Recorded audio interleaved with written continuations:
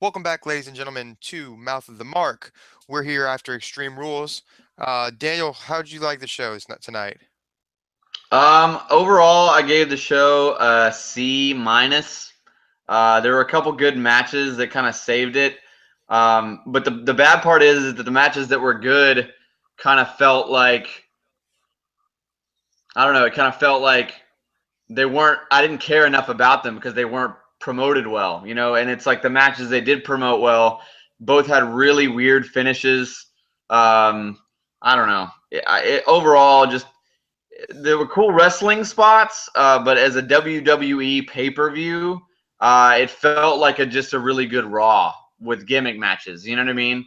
Um, I don't know. Yeah, that's how I felt. What were your thoughts on it? I thought that from a wrestling standpoint, a lot of this show was passable. From a storyline standpoint, it was really missing on the parts that really needed to have good storyline. For example, the Naomi and Nikki Bella match was a pretty good women's match for WWE, but the story for it I didn't like the story for it because Paige left and you turn Naomi heel and the Bellas are face for no reason. There's no Yeah. explanation for it. And then the I didn't like the whole match for Ambrose versus Harper. I didn't like that. But again, that had terrible build. The matches that had good build, like Roman Reigns and Big Show and Seth Rollins and Orton, they didn't score above a C for me. I just and the whole pay per view was about a C for me. Maybe a super low B if you really give it a nudge. But like you said, it just felt like a really good Raw. It should have felt like something you want to pay for. And overall, when you put storyline and match quality together, I didn't get that this month. No, I agree, 100%, man. I felt like it was a big letdown. Dude, what absolutely killed me about this too is that you have Barrett and Neville, um, that open on the pre-show, and then you put Bo Dallas and Ryback as the semi-main. Like why would you do that? Why would you not just start it off with Bo Dallas and Ryback? That makes sense to me. It would be a good curtain jerk match. People would get so like, especially the very first thing they see in the wrestling ring, that'd be Bo Dallas. He'd get booed because the crowd's always super hot right at the beginning of the night. Ryback would come out, he'd get super over. It'd be look great for him, and then Barrett and Neville could have more time. Even though Barrett and Neville was an awesome match on the pre-show, it was. I mean, I gave that match an A plus. I love that they actually put Neville over on him. I totally called that though, that they're going to put Neville over probably that way they can have a three-way match with Daniel Bryan instead of stripping him of the title. That way he can not have to work too much. Or even if he's not medically cleared, they can say he's going to wrestle, have some kind of backstage segment with him to completely write him off TV. I don't know, man, but I don't know. The match itself was great. I just hated that we had Ryback and Bo Dallas on the main card. They got bumped for that. You know what I mean? That seems stupid to me. Agreed. I didn't like Dallas and the Ryback thing. When that started happening, I was like, "Oh, Bray Wyatt's coming," but he didn't. You have your worst nightmare has been dodged for at least another 24 hours. Yeah. Yeah, I really hope you're wrong on that overall, man. I really still hope that it's Roman Reigns. And now that feud is completely over with Big Show, so it could still be Roman Reigns. Maybe they'll listen to me this week again, since they are clearly they probably have like a whole dude. The WWE is probably so rich that they have like their own like little IWC like research team that just like searches hashtags and just watches everything. They probably have like 30, 40 people on staff to just watch like everybody's little indie podcast, and they're like, "Ooh, that's a good idea. Let's send it to the writers. Ooh, that's a good idea. Let's send it to this guy. You should just hire me. We could just save you a lot of trouble. It'd be a lot easier if you just put me on the payroll. We can discuss 401k and benefits later, but I'm here. I am ready to go anytime." So let's jump to the beginning here. So we had Neville versus Barrett, and you said you gave it an A plus. I gave it a 4 out of 5, and the only reason I gave it a 4 out of 5 is because I wish it had a little more time. Not a lot, Yeah. just a little more time. Maybe another 2 or 3 minutes. The false finishes were great. The signatures that everybody was using was awesome. It was just a really well put together match, and it told a good story. Barrett played the powerhouse and Neville played the underdog with his Mighty Mouse gimmick, and it worked. It worked well, and they worked well together. Both of them are phenomenal workers. Barrett is looking better than ever, and Neville is coming out just as strong as he was in NXT. These guys are both going to have stellar careers. Barrett's already well on his way to a stellar career, and as long as they keep booking Neville smart like they did tonight, I can see Neville going a long ways for a long time. But I gave Neville and Barrett a 4 out of 5. The first half of Harper and Ambrose, I only gave a 2 out of 5 because there wasn't enough substance to it in the beginning.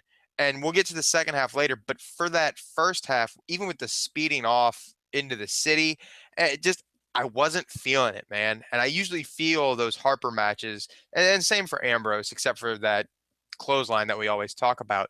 But I just wasn't feeling it this time. What do you think about the first half of Ambrose and Harper? I mean, I feel like I would have been okay with it if they would have showed me something after the SUV left. Like, he sends Kane out and he's like, find them, whatever. And then like you don't have any footage of them on the streets or whatever. Like Right. even if it's like 30 seconds or like just a little something or other, like but actually like just away from the arena, just anywhere. Like I felt like that would have been a lot smarter. I did love the fact that JBL was like the guy in the jeans and the dirty shirt is Dean Ambrose. And then like Michael Cole corrected him, but I think it just went over his head. Like JBL was just making fun of the fact that both guys were in the same gear, and if they Yep. both look stupid, like it works for Luke Harper because he's kind of that like dingy guy. But like I don't know, I've been harping on Dean Ambrose in his ring gear anyway. But I thought that was really funny. But yeah, I was with you, dude. I gave it like a D plus to a C, so about the same grade. Yeah. Okay, so we're at least in agreement on that one. Ziggler versus Sheamus, I gave a 3.5 out of 5. The work was good. I just felt like it slowed down a little too much, too fast sometimes. And I'm being nitpicky, but really what really brought it down for me was, again, like we said, the work was going to be good, but the stipulation at the end was just going to bring it skyrocketing down. It plummeted so fast after that pretty good match. And I don't like that Ziggler didn't get a really decisive win there. It was kind of just like a pin. I Yeah. didn't like that. But that's just me. That's just me as a mark and as a fan. So I gave it a 3 out of 5. What'd you give it? Yeah, I gave that one. A 4 out of 5 actually, because I thought the match was great, and considering the gimmick and considering we knew it was going to be bad anyway, I felt like that was about as good as you could possibly do that kind of gimmick and have it work. Like have Ziggler go over and then have just Sheamus get his heat back immediately and not do it and just play the classic like cheesy cheap villain, whatever. And also having Ziggler go over completely clean. I thought, I don't know. I would have given it 4 out of 5. I gave it a B plus. So I don't know. Yeah, I think but sadly, I feel like that was probably match of the night. The tag match was pretty good. The tag match was pretty decent. It had some pretty cool spots in it.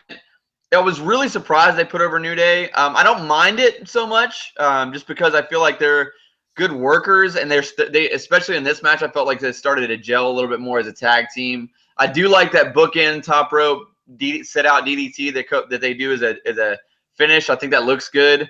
I think they can kind of build off that. I know you didn't really get a chance to check out the match, but it was pretty good. I gave that one a B too, but that would have been more like a 3.5. A little bit under the Ziggler Sheamus match, but still a good match. And then to me, ending the Ambrose Harper match was was awful. Like the most anticlimactic win ever. Like I know they got like another 10 minutes or whatever, but it felt like that second half was so rushed at where the first half was so slow. You know what I mean? Like I Yeah, don't know. I agree. I mean, I didn't see all of the tag match. I went and looked at a couple of the highlights. I fast forwarded and rewound on the network while I was trying to catch up. And I it was okay. I gave it a, for what I saw of it, I gave it a 2.5, 3 out of 5. Um, and then the second half of Ambrose and Harper, just I'm with you. Like I would have almost them rather them not left the arena and then finish, maybe giving them, 5 minutes there, 5 more minutes at that first half, and then let Neville and Barrett be on the main card and have the Ryback Bo Dallas on the pre-show, like you had said just a minute ago. I think that would have made the show flow a little better, and you wouldn't have had such that really rushed ending to where it didn't fall flat on that second half again. But Right. that's just me. We're nitpicking obviously, but hey, we're Mark. That's what we do. What'd you think about Cena and Rusev? I mean, I thought it was good, but one thing that really did bother me was that in between that they had that commercial for Payback, and it was, I mean, the commercial itself was a dead giveaway that Rollins was going over. I mean, because it's pretty much Reigns cutting a promo on Rollins, and it's like, so now we know it's going to be Reigns and Rollins in the main event of Payback, which I guess also goes to show that it's not going to be Bray Wyatt and Roman Reigns. But I don't know, that really kind of bothered me. I felt like that was like, why would you do that for? I mean, why don't you at least wait until Monday night, announce it tomorrow, and start running it? Like you already had enough pretty cool stuff with the commercials that you were doing for a pay per view, which is kind of weird anyway. Maybe that's why I felt like a Raw, because they were like, "We'll be right back," and they cut to their own commercial, and it was like the same one like 6 times or something like that. So I don't know. I mean, and then the Cena Rusev match was pretty good. There were a couple of real hokey spots. Like it was weird because you could see both guys like working that they're doing this tug of war, but you could kind of see the chain in the middle like dipped a little bit, like they weren't even pulling it tight, let alone like super hard. I don't know. That to me was like a big like threw me out of the disbelief thing. And then I was like, oh man, this is cheesy, like early 90s pro wrestling. You know what I mean? Like, where's Doink the Clown? You know, I mean, it got better as time went on, but in the beginning with those tug of war spots, it was a little weird. The Lana face turn should be kind of interesting. I wonder how they're going to use her. I know that Vince is pretty high up on her, and there's been a lot of talk about bringing a GM back and making her a GM. Probably when they move to USA, maybe before that, since that's, I guess, about a year away now. But I don't know. I think that'll be kind of interesting. They had a pretty good little spot where, Rusev had Cena in the Accolade, and Cena had Rusev up on his back, and they hit 2 turnbuckles. It was almost like a hope spot for the heel. That was kind of interesting. I did actually think for a second that they might actually put Rusev over that way, and keep Cena, because that would keep Cena's heat. But he cut him off. And what really killed me about the match is at the end of the match, this whole time you have these close calls where they'll get one or, they'll get two or three. And then, he'll have to walk back to that and just deliver a stomp or a punch. And that one little bit of physicality clears the whole thing out. You have to do all 4 consecutively. And then at the end, it's like they all 3, not at the same time, not simultaneously, but staggered, and got 3 different ones. Then Cena delivers an AA and then hits the 4th one. It's like all of a sudden, just for the finish, we're just gonna, get rid of the rules. Like that was really poorly written, really poorly done, in my opinion. I don't know. I mean, how much of that did you actually see? When I went back, I was able to catch most of it. Obviously, I was watching it pretty fast, just kind of skipping and catching the important parts. So I agree with you with the whole, let's forget the rules for the finish and the loose chain part. I'm just gonna pull a Vince McMahon and just say it's good enough for the kids, damn it. Yeah, probably. Yeah, you're right. So after Cena and Rusev, we had Big Show versus Roman Reigns in a last man standing match. And for as much as I didn't like this angle again, again. Well, we had I, no, we had the Divas match after Rusev Cena. Here we go botching again. I missed the whole Divas. I talked about the Divas match being actually good, and I missed it. That's Yeah, terrible of me. yeah, you did. Yeah, we were texting about it earlier, but yeah, and it was a great match. There was a couple really cool spots that I liked. Naomi had like, she was working stiff, man. Like they had a really good match. They gave him some minutes. It wasn't as good as the NXT Triple Threat match was, but it was a decent match. And they had this one pretty cool spot where Naomi delivered like a bulldog onto the second turnbuckle. And I thought that was cool, really cool. I was like, man, that could be her finish. Like, it's a solid little spot.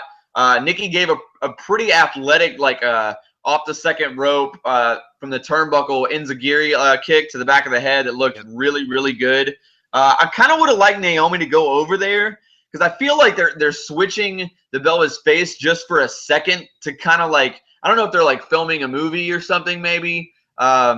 Or whatever. But I felt like for a second there, I was like, oh, okay, I can actually see Naomi as a heel having the belt, and I feel like she would probably be better as a heel since the Bellas are kind of their own entity. You know, the Bellas don't need a belt. They don't. Neither one of them needs to be the champion. You know what I mean? They're the Bellas. So I felt like it would have helped Naomi more than it would have helped Nikki to retain to kind of get it. But overall, the match itself, I mean, I give that match a B. And for the main roster Divas match, that's very rare for me. So I thought it was pretty good. I'm the same way. I gave it a solid B. I was very surprised at how well Nikki worked for as long as she was in there.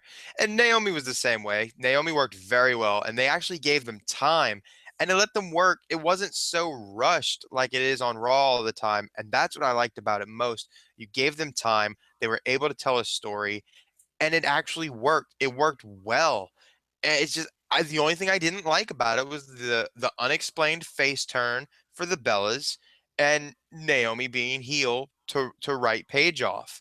So I mean, I understand why you turn Naomi heel. I just don't understand why the Bellas are suddenly face, or maybe not so much that I don't understand it. I wish there was an explanation for it. I wish someone Right. would explain and actually give me a story of why they're face. Other than that, I have no complaints about that match. That match was solid all the way around. It wasn't as good as the NXT match, I agree, but for main roster, it's the best I've seen a non AJ Lee and a non Page match in a long time. Yeah. Yeah, I agree.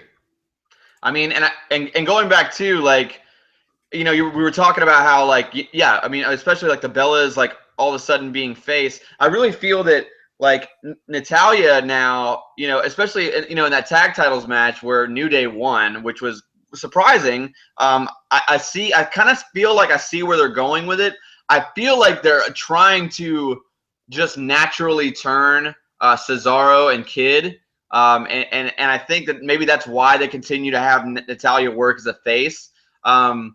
Because I mean they are getting cheered. They were over, and everyone hates New Day so much They were very over.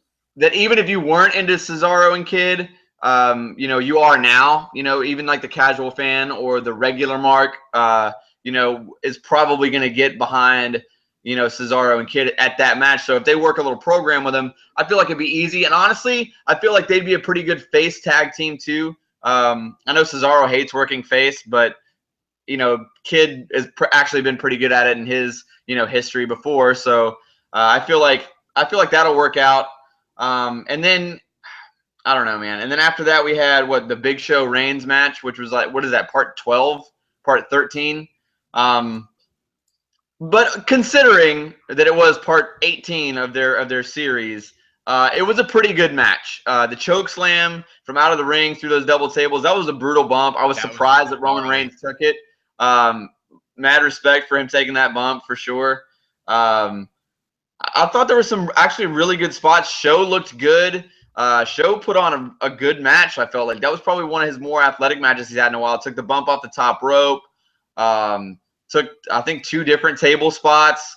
I mean, yeah. I mean, Big Show made his money. You know, earned his money tonight, and I enjoyed it. I actually gave the match. I didn't really care about the angle because it's been beaten into the ground, but I gave the match probably a, what did I give the match? I gave it a B, a low B, a high C, C plus. So what is it, like maybe 6.57 or 7.5 ish. So not a too bad match. What were your thoughts on the Reigns Big Show deal? I was the same way. I really liked all the high spots for Roman Reigns.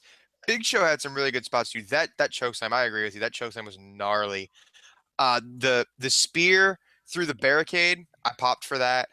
Yeah, I didn't pop as much for the spear through the announce table.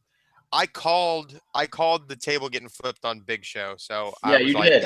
You I did. was like, yep, I'm right there. So I knew that one was coming. Um, I for a while there, I actually thought that they were actually going to put Big Show over because Big Show looked really good, and I didn't hear a please retire chant. So when you don't get a please retire chant from Chicago, Yeah, you're working a good match. So I mean I gave it a 3 out of 5. So I'd give it a solid C to a solid B, anywhere in yeah, the middle there. It was a good match. I enjoyed it for being what it was. The what 18, 19, 20th time we've seen Big Show versus Roman Reigns. So I enjoyed it for what it was. The main event, Seth Rollins versus Randy Orton. What'd you think about that one? yeah. Let's please just skip over Ryback and Bo Dallas too. Let's please God, let's just do that because it was so bad. We're just not going to acknowledge We that at covered all. that one enough, man. We That's we've we've that's an bashed F, it more than dude. enough. And you know what? You know what? If you were worried and you were like, well, we've got a little bit of time, let's fill this time and give Ryback some shine. If it wasn't planned and you threw something in there, I can kind of forgive you. But even then, you should be smart enough to say, well, if we have this little 5 minute spot here, you know what? Let's put Sandow over Miz and give him some shine for just a little second. Since we ran that in the ground, let's just give him a 5 minute match and actually put Sandow over and put Sandow in his new gear for the first time on a pay-per-view. Give him 5 minutes. Why not? No, let's put out Ryback to do the stupidest, the clunkiest looking moves with Bo Dallas. Like, oh my God, like so terrible. Anyway, yeah, so the main event, Rollins Orton. I mean, I liked that Rollins was working more cocky and not so much cowardly in the cage. He was working stiffer. I mean, there was a few times that I thought he was going to go over just clean, and it would have made sense because Orton worked really well too. I thought it was a good match. The pedigree spot I kind of popped for. I thought that was pretty cool, which I hope Yeah. would lead to a Triple H Randy Orton match at Mania. I know we've seen that 1,000 times, but there's been enough time it's passed. They're both different characters completely now. And I feel like that would be a good bookend for a Mania match if they promoted it well, maybe a Hell in a Cell or something like that. Who knows? But I thought the match overall, even though they had a lot of time, it was like speed up and slow down. I know that you're supposed to do that in a story, but it felt like a little too Morse code-ish. Like, you felt like, oh, here's like a really quick spot, and then there's kind of like this, where are we going to go here? What was the next spot? Or I mean, I don't really know what was going on, but it just felt like there was a lot of stop and go traffic in that last match. The Kane thing, I understand you had to put him in there for the angle. And I'm liking Kane more and more. I thought his part in that entire thing was great. At one point, I thought that he was going to choke slam Rollins onto Orton, and that would have been the finish. Because Rollins would have just laid there, and that would have been the pin. I thought that would have been a smarter finish to me. But it ended up cool. I liked the RKO that Seth bringing the sneak in there, being the creep in there, bringing the jab in there, and doing the RKO. I liked that. But overall, I mean, I gave it a B minus or a C plus just because it felt so clunky. Even though I was really expecting a great match because I like both those guys so much as workers. I gave it a B. Just a solid B. I gave it a solid B because it felt too cluttered at the end. You knew it was going to be. I mean, it had to be with the authority angle. Um, to your point of Triple H and Randy Orton, I don't think that's going to be a Mania. If they do it, I think they should capitalize on it now. Do it for SummerSlam. I think SummerSlam would be a better fit for that. But because I don't know what they're going to do with Kane and Rollins. we saw the commercial for Payback, so it's going to be probably Roman Reigns and Seth Rollins, which I'm okay with now. Reigns has proven that he can work, but Yeah. yeah, I don't know what they're going to do with the Kane thing for Payback. That's the only thing I'm worried about. I'm liking Kane more and more. I'm more invested each week, but he did stuff that was pay-per-view worthy tonight. But like we had said earlier, it was just like a better Raw. Just like a Yeah. really good Raw. Yeah. If Yeah. this was Raw, I'd give it like a 4.5 out of 5. It'd be like Right. an A minus. But for a pay-per-view, just it's almost there. Like it's almost on the cusp of being good, but it's just it didn't quite make it. But it was good for as terrible as the build was. I mean, I guess it's kind of like the same as Mania. It's like two pay-per-views in a row. They've done god awful build for, at least half the matches, but the pay-per-view didn't turn out that bad. I guess Right. I couldn't find a whole lot to complain about. No, I mean, yeah, I mean, overall, I gave the show. I guess I would have given it like 3.5 stars. But it's only really because it was a pay-per-view, and they did it. If they had promoted this better, if the TV had been better leading up to this card, the card itself would have ranked higher with me. You see what I'm saying? Like the matches that Agreed. I like the most weren't Definitely. really promoted all that well. So I mean, I understand that the Daniel Bryan thing happened, and that probably threw them a loop. I'm sure that they were probably planning a lot of TVs and the pay-per-view time around that angle, but and it didn't work. So I'm sure it was last-minute booking. But I don't know. And to your point too, with Kane and Big Show, what do you do with those guys at this point? And I'm really scared since after Big Show had that great match, and Kane's doing so well with this angle, they both got this kind of momentum going up, and I got this really bad feeling that we're gonna get them together, and it's going to be Kane and Big Show, and that's going to be I really hope it's a complete 50-50 even coin toss, that it could be a great match or it could be the worst thing ever. So I don't know. I hope it's like I just hope it's not really bad if they do it. You know what I mean? And it scares me that they might go to that, but there is just one silver lining. It won't be as bad as Great Khali angle with Undertaker and Big Show. It won't be that bad. You could have just said it won't be as bad as Great Khali anything. Well, I wanted to try to throw some kind of bone, but I don't know. Maybe I should have just Anything left that it at Great that. Khali has ever touched has been shit. That is the truth. Ladies and gentlemen, that's going to do it for us tonight on the Night of Extreme Rules. We are Mouth of the Mark, and we'll see you next time.